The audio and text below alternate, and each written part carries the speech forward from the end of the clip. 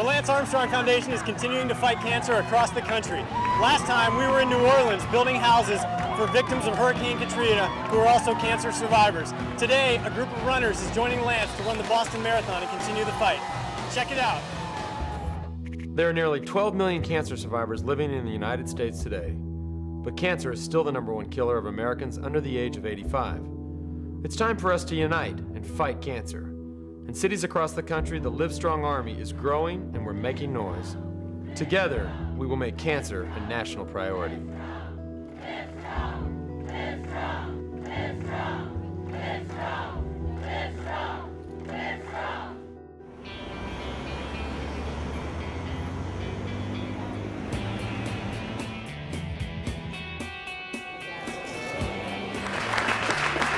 It's said that there's a difference between a community and a crowd.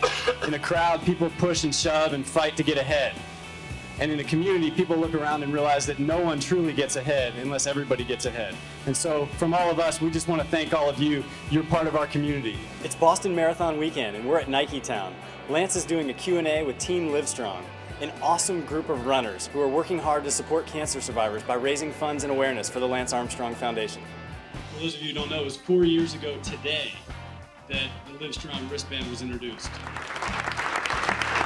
We were obviously able to raise a lot of money for our cause, but more importantly, I think we were able to build a real movement of people. And so, for us, LiveStrong has taken on a whole new meaning. And I think when people think about this disease, they think of the color yellow, they think of LiveStrong, they think of the movement. I'm running for the Lance Armstrong Foundation in remembrance of my cousin, Lok Vong, who passed away about 4 years ago. What I'm doing is showing through my efforts with the run this weekend that I do care a lot about cancer and that this is the best way that I can show it. It puts meaning behind the miles and it gives you a reason to wake up and train hard and just realize that what you're doing is for a greater cause. I'm doing this in honor of him. He was always a fighter to the very end, and he's my motivation to reach the finish line.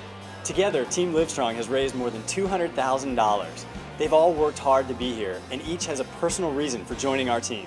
I was diagnosed and treated with kidney cancer in January 2005. The statistics, when I researched my own diagnosis, were kind of grim, but I just needed to get on with it and needed to get on with getting better. I did not do well on medication for pain, so I ran, walked, whatever made me feel better. And then just browsing the web and realizing that there were lots of events. I was already racing my bike a little bit, and then I really got into it. And in my first year, I was one of the top 10 fundraisers for the Tour of Hope. I'll do almost anything I can do to help, and one thing I can do is run.